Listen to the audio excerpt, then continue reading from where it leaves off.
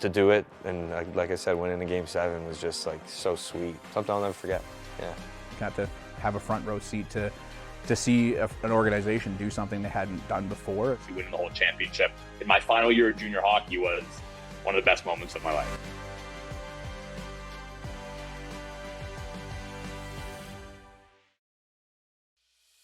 Heading into the 2012-2013 season, the London Nationals were the reigning Western Conference champions. They had lost the tiebreaker game in the Sutherland Cup round robin in that previous season and were hungry for more, with a team that was returning many of their core players. I just remember the years of 2012-2013, and we knew we had a lot of veterans on the team, and we knew this might be the last chance. 2 years previous, they had lost in the Western Conference Final in overtime in Game 7. And then the next year to get the Western Conference title against Strathroy, and then go to the tiebreaker game in overtime and lose on a power play. And they were this close, and I think that was the buzz around the team at the start of the year in September. I think our message the following season, just as a collective group, was like, remember what it felt like, remember how close you were. It was definitely a learned mentality that we didn't like to lose. We brought in a lot of the same players. So going into that season, we knew that was our turn. We talked about the Sutherland Cup right in training camp, and that we were going to make it this year. We were going to make changes. We were going to get a veteran leadership because we had a lot of 20-year-olds on our team, and the coaching staff made a humongous difference. To start that year, you kind of knew after the last couple years, they were getting good, they were getting better, they were getting better, they were getting there. The advantage they had was two kids by the name of Schwartz and Darch. Darch out front, very fast one behind the foul seat. Schwartz is going to come out and tries to get the shot, and that one goes through. You're going to use that to your advantage. Here's Darch in on the plate. Darch trying to slide that, and he gets it right back up. Now Schwartz is going to have a partial breakaway here. Schwartz is off on the races. He's going to go shot, corner. Noah Schwartz opening the game. This one's taken away by Darch, and he goes top corner. Of course he does. And then on top of that, you had Taylor Edwards in that. Edwards looking sharp early on. Walk into the corner, shot comes on Taylor Edwards, body's crashing into the net. That's it. Puck comes on net, nice save there by Taylor Edwards. One's going to come out of the box now. Goes backhand, Edwards with a nice save there. Definitely had a feeling of something special early on. It was just, can they get past where they haven't been able to get past just yet? Not only did the Nationals have top scoring talent and an excellent goaltender, they had Kelly Thompson behind the bench. Thompson won the Memorial Cup as a player with the Knights in 2005 and was entering his second season as the Nationals head coach. If you asked all 20 players on the team, like, would they go through a wall for him? Like, the answer is yes across the board without hesitation. He tapped into us kids as humans. His leadership was just incredible, and he knew everyone didn't tick the same. What made Schwartzy amazing didn't make me amazing, right? Like, we were different people, and he just knew how to tap into what you were good at. We would do anything for him because we knew that he would do anything for us, and he proved it. And we were going to do whatever it took to win him another championship because he was already a champion in this city. His message was, stick together and you'll remember this for the rest of your life, and he hit the nail on the head. He was probably the best coach I ever had. He was unbelievable. He was hard on us, but I think our team, because we were veterans, we weren't young guys, we didn't care what he said to us. He yelled at us, we threw stuff in the room. I told my parents, I told my friends that Kelly was probably the best coach I ever had at any level, house league, select, whatever it was, AAA hockey. He was unbelievable, and he really fit our core really well. He knew how to really get the best out of everyone on the team, and he did that with me. Like, he was tough on me. He knew what I could give, and he made sure that every night going out there, he knew how to really get me going. So, like, competitiveness, goal-driven activity, and it's something I still do to this day with my employment, with my life, even with pickup hockey. I'm still very competitive, and I think that's a result of being coached by Kelly. In early November, we traveled down to St. Catharines. Obviously, they were the defending Sutherland Cup champs. They knocked us out the year before. That game sticks out to me as the one there where the group knew that we had what it took. We were there early, and we were in the stands. I was sitting with Kelly. A couple of kids came up to us. They might have been 12 or 13, and they said to us, the St. Catharines Falcons won the Sutherland Cup last year. Yeah, and I said, well, how many of you guys won? And Kelly looked at him straight-faced. He said, none yet, but check back with me in 6 months. And the kid didn't really get it, but I just thought it was just, it was just, and again, it goes back to that was the goal from the year, and everybody knew it, and it was just a funny moment. With the trade deadline approaching, the Nationals' record was 20-11-3, and they were looking for a boost heading towards the end of the regular season and into the playoffs. We needed to add a few more pieces. I mean, we had the goaltending, we had the offense. We just needed a few more key pieces, some grit guys, like bringing in Jeff Bauer and McFarland, and then Consett at the deadline. Those are guys that helped put us over the top, obviously. Jeff had some experience in the league. I know he had played for Sarnia, he had played for Listowel. Bringing him to the team was great because he was hungry to win. And then I know when we made that deal for Consett, I was really pushing for it. I had played against him for the 3 years prior, and not a good guy to play against, a great guy to have on your team. Ken and Kelly Thompson brought us into the room before the trade deadline and said, like, what do you need? And pretty much brought in the leaders on the team, and we got exactly what we needed. We got depth, and we got, obviously, Sean Consett, who was one of the best players in the league. Wells actually gets hit by Lemontang, and now the Winterhawks are going to drop penalty, but Consett gets a nice little backhand. And when new guys came in, the culture was there. That group with Darchie and Simmer and Lombo and those guys and Schwartzy, it was an easy group to come into because you walked in, you knew whose room it was, and you knew what the agenda was, like I mentioned. And so you were there for that reason. Consett, great example. He walked in, he was there for the same reason they all were. In the final 17 games of the regular season, the team was pushing for playoff positioning and went 8-6-3, including a loss on the last day of the regular season to the St. Thomas Stars. That loss cemented the Nationals in 4th place and set up a first-round matchup with the Stars.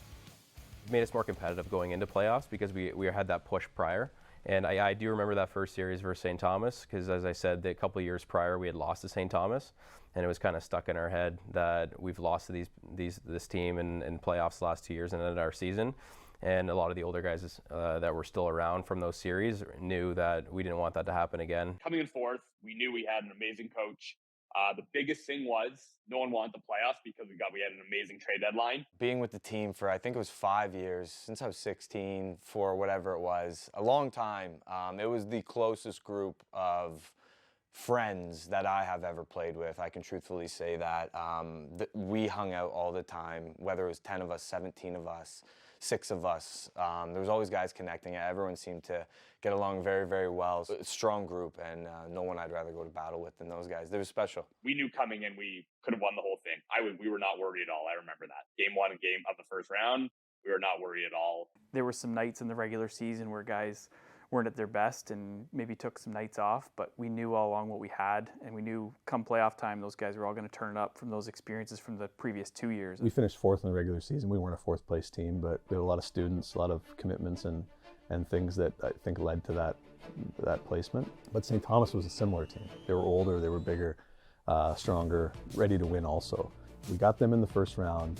A lot of friends on both sides. The Thomas rivalry was very cool. I had played against Blake, another good friend of mine. We wanted to do it for him and let him know because we had Reggie as well, right? So we were really pushing to win that series for them, just to let them know you made the right decision. You're on the good side now. It was a hard-fought series. It was very, very hard.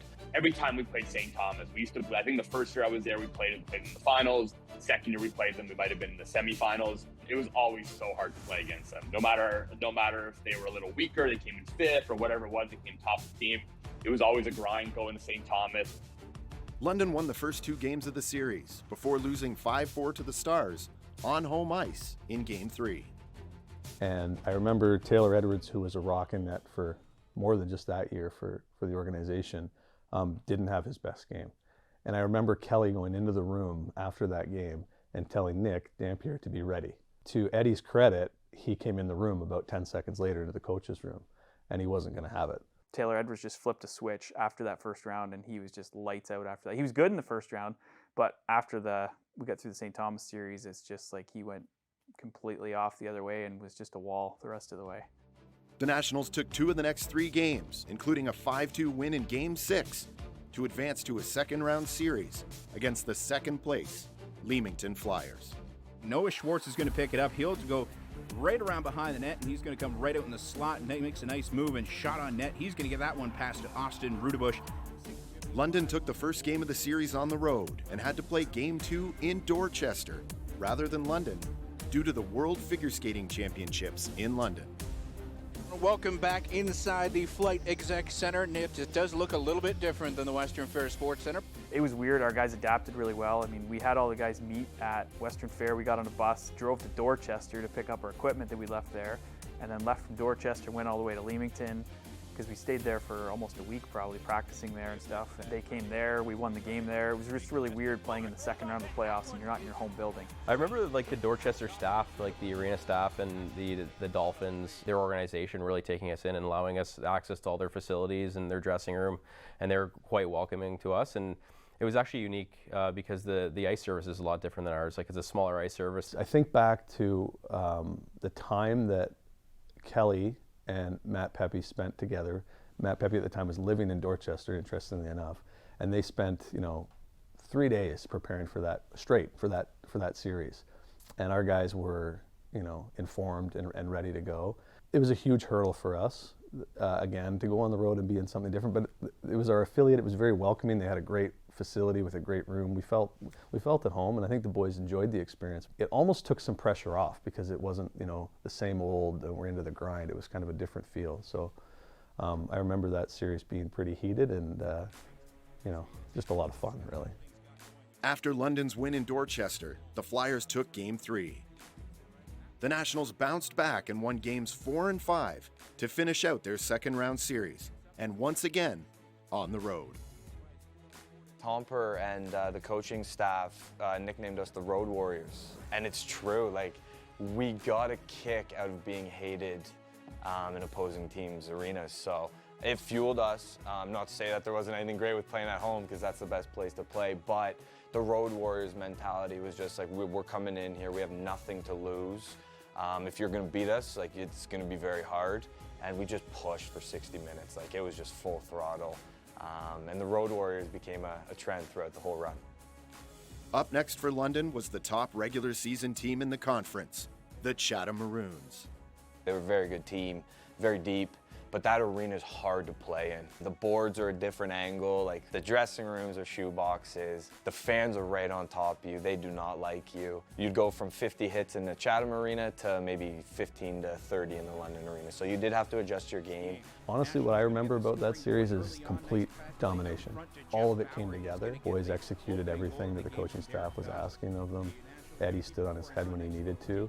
And they didn't have an answer for us. That's what I remember. I remember going into their arena in Game 5, and quietly, as a coaching staff, we knew, that it was over. I actually don't remember much in the Chatham series. I remember beating the best team in the league in 5, which, as I know, was a really, well, to the league, it was a big upset, but to us, it wasn't at all. London took Game 1 in Chatham 4-2, then fell 2-1 in overtime in Game 2. The Nationals then won the next 3 games to win the Western Conference Championship for the second year in a row. And for the third straight series, they finished it out on the road. Consett had an amazing Game 5, I remember, in that series, and he was the first one to get the trophy. Not that we had planned that, but I always knew deep down that's who I was going to hand it over to, and I'm kind of happy we got to lift it in Chatham's rink because they weren't too friendly to us. So Every time the Nationals won on Chatham Maroon ice, it just felt like they celebrated a little bit more. It was like an exciting time, and we were happy to win, but our end goal was to win that Sutherland Cup. So like winning on the road, it was exciting, and the bus ride home was fun, but it wasn't the same feeling as it was the year before, because most of us have already done it before, and as I said, the end goal was the Sutherland Cup. We didn't really even party. It was more of like, now we got to prepare for what's to come, and it's the Sutherland Cup round robin. there was something different about this team. Like when we weren't done, and I think when we won maybe the first year, we knew we were good. We got I guess you could say, comfortable. Not in a bad way, but I think we were all right with being in the party. I don't know if we had that killer drive to win the party. This one was just like we were licking our lips, like we had something to prove, and it was cool. I think the confidence level after winning that one compared to the year before was way higher because we had the veteran leadership made such a big difference compared to having a really young team the year before. And I just remember the bus ride home, obviously we had a lot of fun, but I remember the day after we had a day off and then it was back to business. As Western Conference champions, the Nationals now had to face the Midwestern Conference winning Cambridge Winterhawks and the Golden Horseshoe Conference winning St. Catharines Falcons, teams that the Nationals had faced only once during the regular season. When you get to that point, you don't really know what to expect. You're calling other teams, you're trying to get video. Back then it wasn't as easy to get video. You're trying to, guys shipping you a DVD Purelator of a game from St. Catharines so we could kind of do some scouting on them. But we'd seen them the year before, so that helped a little bit. It was more about execution on what we do. We'd been playing at that point close to 70 games. We've been great on the road. You know, we started on the road against Cambridge in that round robin, and it was just, you know, we were at the point where we had done enough where we were able to adjust also. So it was, you know, execute what we want to do. Kelly Thompson was like very, very competitive and very goal-oriented. He made sure that we had a game plan, and he made sure that we were defensive-minded, just back to the basics, that kind of stuff. Just because we obviously said we don't know who these teams are. We have never seen them play before. Obviously, our coaching staff has done some scouting and had watched the other series prior, so they kind of shared some information like that with us. But just making sure that we were all on the same page and our power play was set and our penalty kill was set and we had our lines going. And it's basically just all of us being on the same page. Whatever somebody threw at us, we saw in 20 minutes. He could adjust, and he had done enough with the group that they were able to adjust. Each game of the round robin for London was decided by just a single goal. The Nationals beat Cambridge 3-2 on the road in their first game. They then beat St. Catharines twice, 2-1 at home and 5-4 on the road. You know what I think?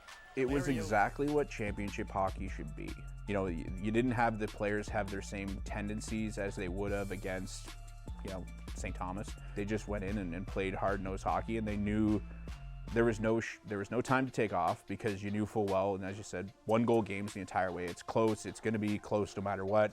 You know, it was almost all those round robin games was a race to the first goal. It's the stereotype, you know, it's the joke, you know, all right, quick start, let's go, you know, pucks in deep, you know, all that stuff.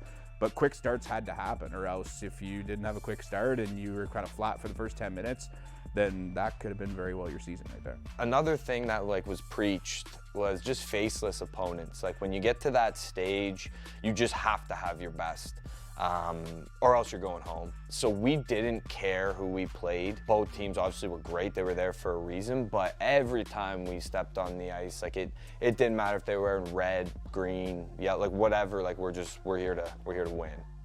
London's final round robin game was against Cambridge. London had already clinched a place in the final round series, and Cambridge could advance with a win. If London won, Cambridge and St. Catharines would face off in a tiebreaker game.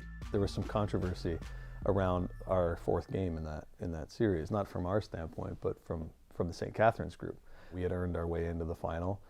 They had a chance to advance to the final on the Saturday night and lost to Cambridge, and then Cambridge had to beat us to take the second seed and play us in a series. Now, if we were to play that game and it was already settled, we would have sat half of our roster and you know, tried to stay healthy for the series. So we did shorten our bench and play some third and fourth line guys more. We did have our backup goalie Nick Dampier go into the game about halfway through. We were trying to do what we could to you know, put up a good effort, and we did. Cambridge took it as motivation that we wanted to see them. I do know that probably ruffled some feathers. We're not here to make friends. Like, we didn't really care about what they thought. Great team. Great. They had a really good first line. I remember that. Bunch of good players on that. But yeah, no, there was a lot of blood in that series. There were not a lot of friends. It was hard fought. Cambridge took that final round robin game 4-3 in overtime, setting up a 7-game series between the Winterhawks and the Nationals for the Sutherland Cup.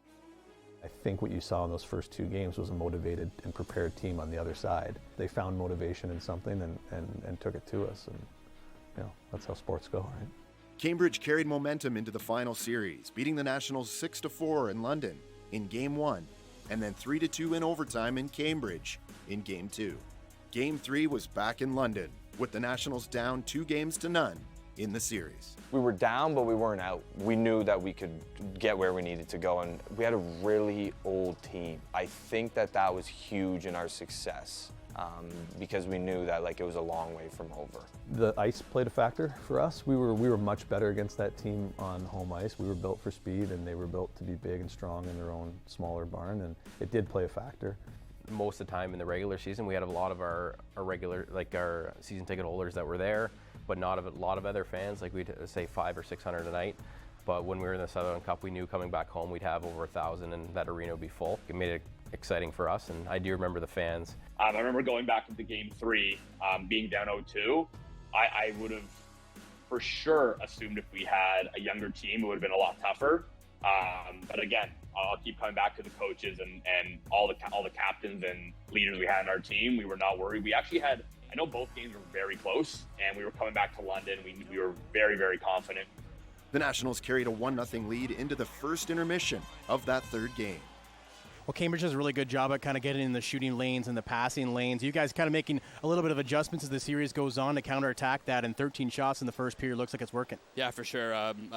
Tomper said before the game, we got to get more traffic. Their D are really strong. They're not that mobile, but like I said, they're strong D, and they're all big, but we got to get the cycle going and get more shots. The shots came pouring in from the Nationals, leading them to a 6-0 win over the Winterhawks. You play a team who's beat you twice, and then put a 0 on them and a 6 on your side. It's kind of like a little bit of a, yeah, you got us for the first two, but we're still here, we're still good enough, and we can stay with this thing. So basically look across and you kind of say, yeah, you got us the first two. We took you for 6-0. How about that? And there were some characters in that group that would know how to have a conversation in that situation. So then now you've got some momentum going back there. Things start rolling. Now you get your confidence. After that convincing win in Game 3, London beat Cambridge 4-3 in Game 4 to even the series. That game, I got to be honest with you, I don't remember that game, but I could tell you all day about Game 6 and Game 7. Maybe it was because we all did a good job of putting it in the rearview mirror also, and didn't spend any time dwelling on it. And I couldn't even tell you, I could tell you almost everything about that season. I can't tell you anything about Game 5. The experienced big two men for the Winterhawks, as that one's going to get caught on the wraparound and get in the London net. So the Winterhawks are going to take a 1-0 advantage with a shot on, and that one's out in front of Edwards, and that gets chipped through. So now the Winterhawks are going to take a 2-0 advantage here. All from Mr. Scott Walker there in Guelph. What are you doing as Taylor's going to tuck that one in the side doors? That'll be a power play goal. Is that 44 seconds left in The Winterhawks took a 3-0 lead in Game 5 before Aaron Darch scored late in the third to make it 3-1. Cambridge added an empty net goal and took Game 5 4-1 with a chance to win the Sutherland Cup on home ice in Game 6. Put this one away for the Cambridge Winterhawks. So we're going there on a Saturday night, and it's like, you don't know what to expect. You got a rink that's just going to be packed. Our backs are against the wall. I remember I was so nervous. I mean, I can't do anything at this point. I'm not on the ice. I can't do anything, but I was so nervous. If we win, not anything could happen in Game 7. We knew we were going to get a 3,000 person barn in Game 7. So we were confident. Obviously, playing on the road in the playoffs, one of the loudest arenas in Junior B, wasn't going to be the easiest. Winning in that barn was very difficult. They also had an amazing coach and amazing leadership on their team, and they had a couple amazing players I do remember. And they also were playing their backup goalie because their starter got hurt. He had an incredible series. He came out of nowhere and was incredible, and he definitely stopped us a ton. Going into that game, the party had started in Cambridge. It was a really nice early May day. People were outside, everybody's family and grandparents were there, and they were ready to have a party for the Sutherland Cup championship. And the motivation that night, we didn't need it, but we're not letting them have that. Well, they had been talking a lot throughout the series. Like, not nice words. The team, I should say, like the players, that game we had got it a lot. Like, it was like basically the parade is planned for after this match. So it was a good series, guys. And I just remember we kept hammering that message home. It's not over. It's not over. They got the party. They got everything set aside. Like, tonight's their night. Like, we're ruining that. The third period was insane. Historic building again, fans right on top of you. Very hard place to play. I remember Galt Arena, it being the oldest arena in the world, active arena in the world. It was full, it was loud. We were nervous, I was nervous. Game 6 was tied 1-1 at the end of regulation. No penalties were called in the third period or overtime until I ended up getting a 10-minute misconduct for a hit to the head, which for me was never going to happen. I remember it was a really bad call, and I was sitting in the box like shaking because they were on the power play in overtime, Cambridge, and I had a 2-minute penalty plus a 10-minute misconduct. On that power play, Cambridge had a great opportunity to end the game and win the Sutherland Cup. Takes the shot, and you could it's one of those times in life and hockey where you feel like it's obviously like a half a millisecond that it happens, and it feels like everything slows down. You just go, and then he misses, you go. And I could see it from down the bench developing, and you just, kind of tightening up because you can see it coming, and like he missed the net, which, he hadn't done all series. So, one of those moments where, it all is about to end and you get new life.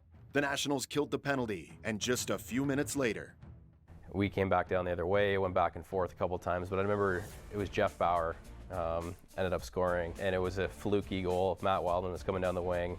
I was standing on the bench. I remember exactly he was standing beside Jonathan Sims, and Wildman passed it across to Bauer, but it was like, of course, Wildman just throwing a ridiculous pass, like 5 feet in the air, hitting Bauer in the hip and it going in the net. And we cleared the bench, and I remember that game in overtime. I remember puking on the bench. I was so nervous. Being my last season, and I knew at the end of the year I wasn't going to be playing any hockey afterwards. We ended up killing that penalty, and while I was in the box in the 10-minute misconduct, Bauer scored in overtime, and we ended up getting to Game 7. And the entire, I don't know how long it was, 2 minutes plus, I don't know, another 5 or 7, I was shaking because that could have been my junior career right there, me sitting in the box. But luckily for Bauer, he ended up scoring the OT winner in Game 6 in Cambridge too. Oh yeah, the OT goal, that was you can't draw that play up in a practice. It is just an unbelievable, puck starts behind the net, out to the winger to the centerman, other wingers curling, it's what you practice. It was just so textbook. And I remember that goal, and I remember saying, now we're going home. This is where we can end it on home ice. Welcome to Game Day and Game 7 of the 80th GOJHL Sutherland Cup Championships right here on Rogers TV. I'm Charlotte Smith, and we're here at the Western Fair Sports Centre, where tonight the Cambridge Winterhawks will take on the London Nationals in the final 60 minutes of the season.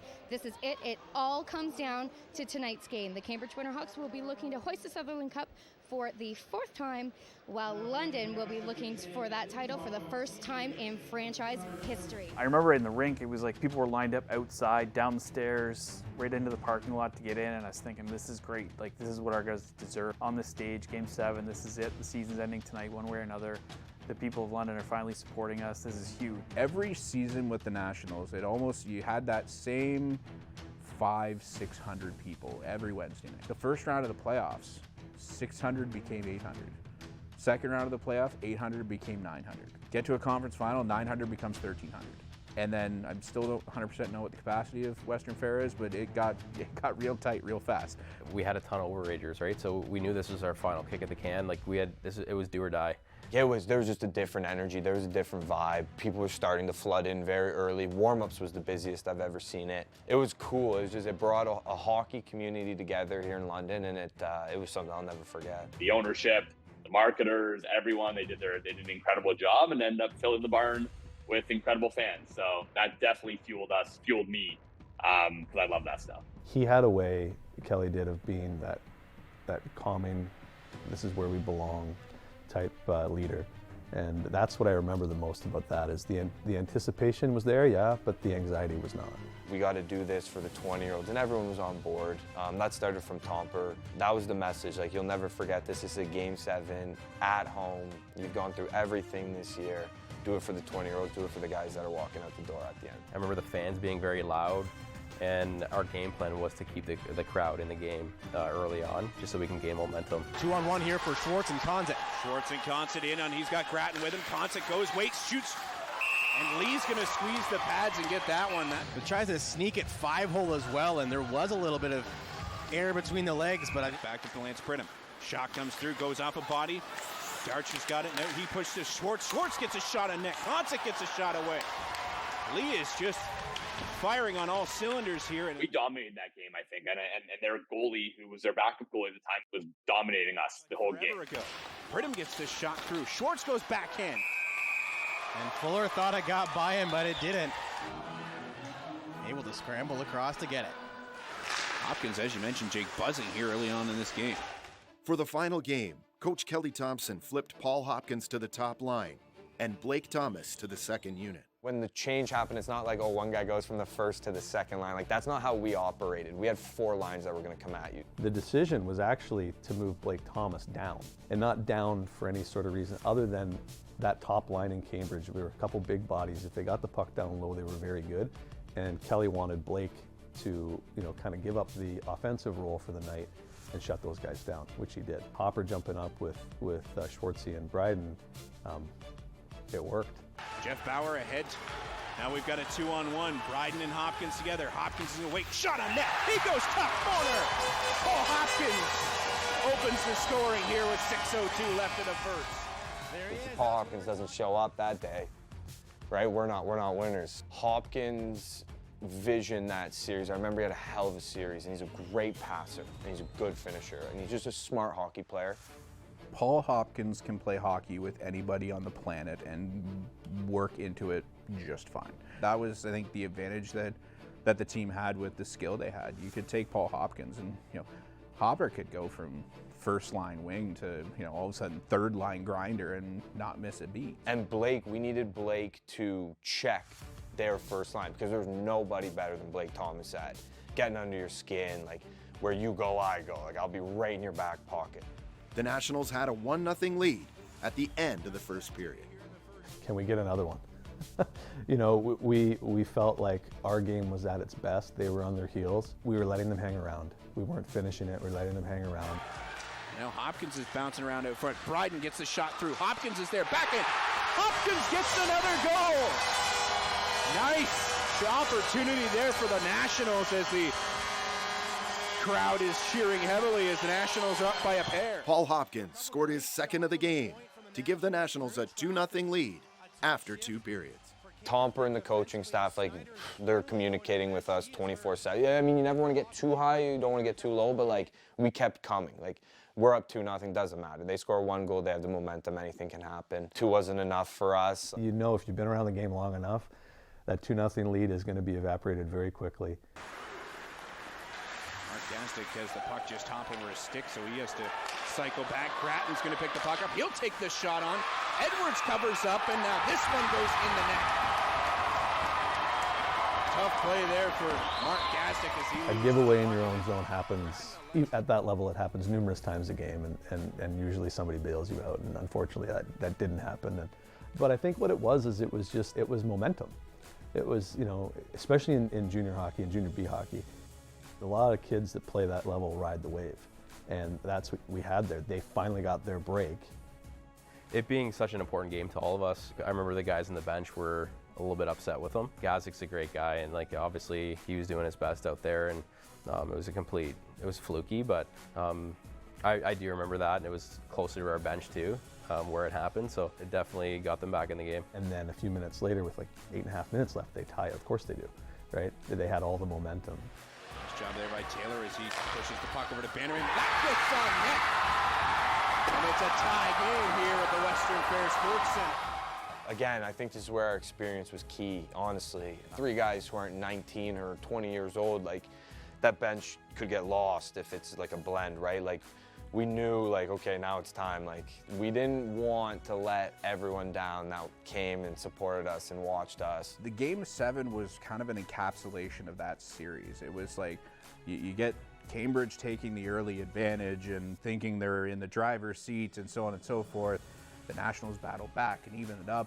And then you get to that Game 6 where everything kind of takes a bit of a turn, and now the Nationals are in the driver's seat for Game 7. They go up, you know, they have a good early push. We're in the driver's seat, we're good to go. And you just almost felt like, and I know the team probably hate me saying this, but it almost felt like it was like, yeah, this is supposed to happen. Obviously, they tied it up at 2-2, and then it happened. Coming back through now, Grattan makes this pass across to Maxime Lamontagne. Puck to Paul Hopkins. Hopkins pass back to Bryden. Bryden goes to Schwartz. Schwartz goes shot! Top corner! Nationals regain the lead. The Nationals bench is jumping up and down as the guy they look to for offense all season long picks them up here.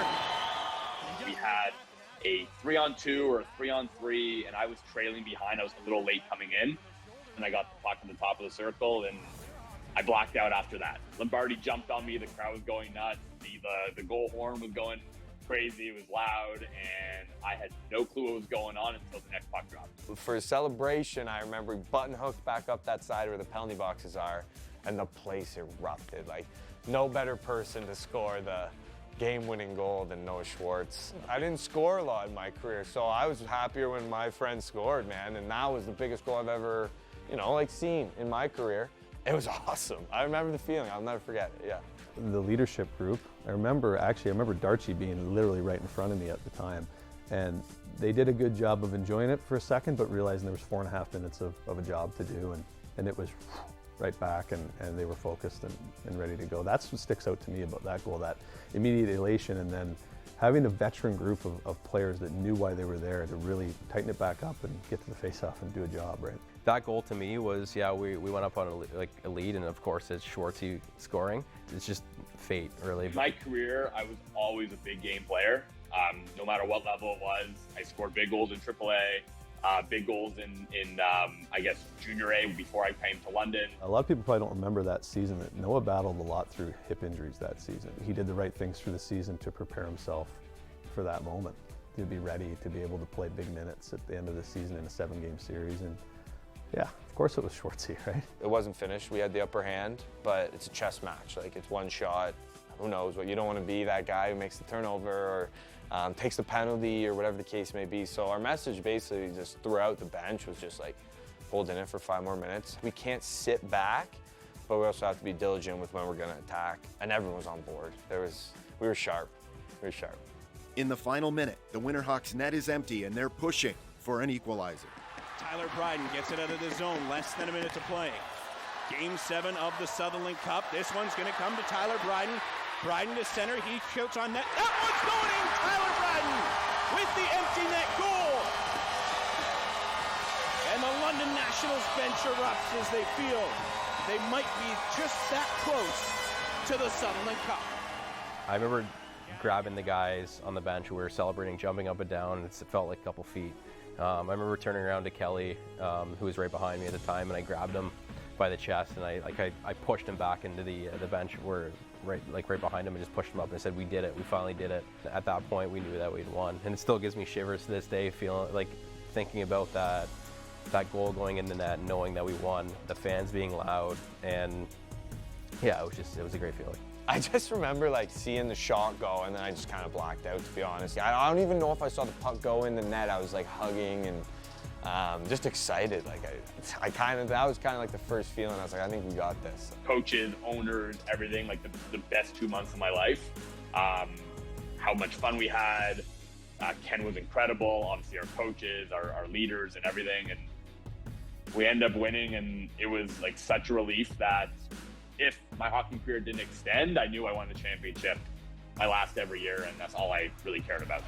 I think Jake and I have had enough time to talk this year. Let's let the crowd take this one home.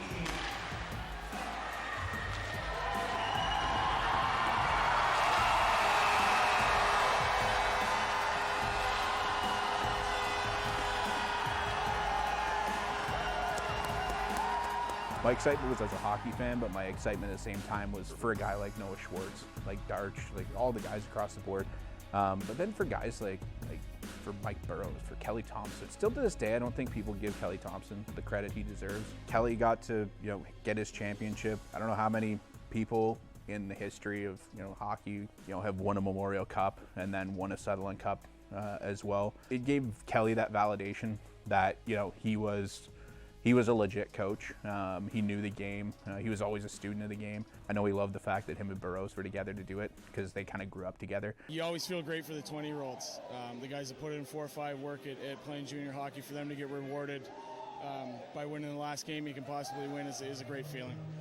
All right, and what did you have to say to the guys before the game coming into this to get them to this point? Just to make sure that you didn't have any regrets with the way you played. The last thing you want to do is come into a game like this and felt like you could do more. So we just made sure they weren't going to go out and play with any regrets. They're going to play the full 60 minutes and go as hard as they could for as long as it took to win a hockey game. Awesome. Thank you so much, Coach. Congratulations. No problem. Thank you, guys. On a personal standpoint, a lot of people know that he lost his dad the year previous, and I know throughout the year he was thinking a lot about him and that night especially, and he would. I was always close enough to him that on the bench even, you'd hear him mutter under his breath a little bit, and I know who he was talking to. So as much as it was about Kelly and his career and what he was hoping to do, it was much about, doing it for his dad and doing it for, all the work that he'd put in, and just a special moment on so many levels for him. And I remember just being really proud of him as a friend because he'd earned it, and all those players were proud of him too. Right? It's probably the coolest part. I know that a lot of kids that played for us, whether it was minor hockey or in junior, will always remember him as the best coach that they had because he knew the game, he was prepared, but also because he was just a good person to them, right? So the celebration was awesome on the ice. There were helmets and stuff everywhere. The place was going nuts. I'm so fortunate to be from London and play for the Nationals and play my whole career with the Nationals, and to win a Game 7 at home is just you do think about that stuff when you're a kid playing hockey on whatever level it is. It doesn't have to necessarily be pro. It was just craziness. The Sutherland Cup comes out, it's let these players have it. Let them celebrate it. They deserve this. The coaching staff, we'll touch it at the end. This is about these guys. We did everything for them the whole year. It's all about them. When, everybody, players and coaches alike, are probably looking in the stands to see, the people that are there for just them. And I remember that. It was a pretty cool moment. For me, on the bench beside, one of my best friends in the world, I will never forget that moment, right? Just looking at him and knowing the amount of work and passion that Kelly put into that group to have it, all come to a championship ending was a pretty cool moment for me to see a good friend of mine, really accomplish what he set out to do personally. And then the group of kids were incredible. So you're happy for each and every one of them at the same time too, because that it's the rest of their life it's going to be with them, and that's something special that not all athletes get to realize. Excitement, we were jumping up and down. A lot of the older guys that we had lost so much going up to that, in years prior. It was a feeling that I've never felt before, and it was. I couldn't wait to jump on the ice to go see Eddie in net and start the celebration, because that's something that we had all dreamed about and something we worked towards the entire year. So. Yeah, it was a great feeling and something I'll probably never ever feel again, especially in hockey. So, it was awesome. I do remember that I knew we were going to be taken care of right after in terms of partying and all that, because Ken was incredible. On the ice, I remember just jumping on Eddie and such relief. We had so many 20-year-olds on our team that we were all relieved. We worked so hard that year, coming in 4th place. We grinded through the St. Thomas series, and we had to play on the road the other series when it came to Dorchester, all these different things, these obstacles that kind of came our way during the, I don't know how long, it was 2-3 months. Being with the coaching staff, for me, and really just standing with those guys, so Robbie Crowther, Reggie Thomas, Matt Pepe, Kelly Thompson and myself were standing there together, just watching the players. That's what it was really, honestly, the best part about it, is watching them enjoy the moment together. And all the sacrifice that they went through and all the good times and bad times, it was all worth it, right? That's what I remember. We did it in front of our own fans and family. A lot of the older folks, like grandparents and stuff that couldn't make it to the away games, were able to watch that, so that was important to us. Just having our home fans that had supported us through that, my 5 years with the Nats, being able to see us win was special to me. And it was family fun in the dressing room. So there were wives and girlfriends and kids and grandparents. Like, it was come one, come all. So afterwards, we were at Whitney Enser's house. We had a big party there. They had it up on TV. And then the guys started yelling, Gaz, get over here. You got to see your giveaway. I do remember finally being able to chirp Gaz after we saw that live, because we didn't have to care anymore. We won the game. But we watched the entire game. We laughed off mistakes we made. We laughed off a couple other things. We're going to win. We win at home.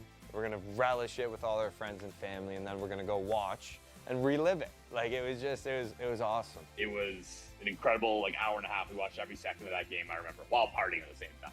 But to literally be in a room with the entire team, watching themselves win a championship, and the Sutherland Cup was literally sitting on top too, which was kind of funny because they're all celebrating. And then as soon as they go to the celebration shot, the guys then turn around and they're passing the Sutherland Cup around the room again, as if they just got into the dressing room again. So it was kind of cool down there.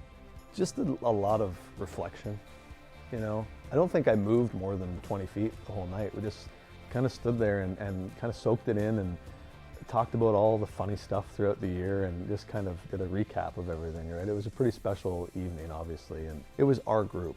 It wasn't a big, party at our restaurant or bar. It was our group. It was our parents. I mean, Ryan and Jake were there, right, as the broadcasters, and they were part of it, right? Our entire training staff was there. It was a culmination of what that year was about. It was a group of not just the 20 plus players, but it was the whole group that brought it all together, and everybody was able to share in it, and it was pretty special. In the summer, the team had a banquet dinner where they all received their Sutherland Cup championship rings. Seeing all the guys again, knowing who knows whether they were done hockey or what they were doing for their next career or whatever it was. It was exciting. I remember Aaron said he was going to school to be a cop. Sims was as well. Just knowing what people were doing after their hockey career, whether they were going to try out for Western or try out for another team. It really was a big moment because I got to go back to London, obviously, which after I left, who knows what I was going to do again. But just seeing everyone, all the London guys, all the guys from different places who came in, and obviously the rings were incredible. I still think I do have it. I know where it is. I actually saw it last year, I think. So those were obviously incredibly nice. They did a great job on that. I grew up in London, right? So playing in London was important to me, and staying with my family. At the start of the year, we were set out expectations. We had our own individual expectations, team expectations, and I still do that to this day with my life. I'll never forget winning a championship at any level. It doesn't matter what level it was, but just winning one and getting actual rings. I don't think we got one when I played AAA. Was a big moment for sure. Every kid's dream is to play whatever sport they're good at. If sports is their thing at the highest level they can, and I don't know. I would just say to everyone out there and the kids out there, it doesn't always have to be the pros. There's levels to this. You can have fun anywhere you go. It's what you make of it, and you make a lot of amazing friends. And I was so blessed to play for the Nats for so long. Made so many good friends and connections I'll have for the rest of my life. Winning the game is one day, winning a championship's a lifetime. And, all those guys, and I kind of consider myself lucky. I got to be around them while they did their thing. And at the same point, just kind of got to have a front row seat to see an organization do something they hadn't done before. And just the guys were incredible on that team. We had such good chemistry on that team. Kelly, again, was really, really hard on us, but he got the best out of us, and he was an amazing person, and the best coach I ever had. And none of us will ever forget him or all the people on our team, that's for sure. Still have friends to this day that I speak to. Luckily, social media is a lot more prevalent now than what it was when we played, so we can keep in contact. We have a group, an Instagram group of all the guys that are in it, and we shoot messages in there all the time of the Sutherland Cup team. So it's been 10 years, but as I said, like it doesn't feel like 10 years. I'd love to be sitting here with you with a chair beside me and Kelly beside me, right? Because I think that'd be pretty special. But to me, he is, right? And I think that's been the coolest part about this. Reflecting on 10 years ago is remembering that season. He was at his best that season as a coach. He was committed, he was organized, he was prepared, and he loved every moment of it. And that's what the great part about remembering that from 10 years ago is remembering a good friend is in just an awesome way.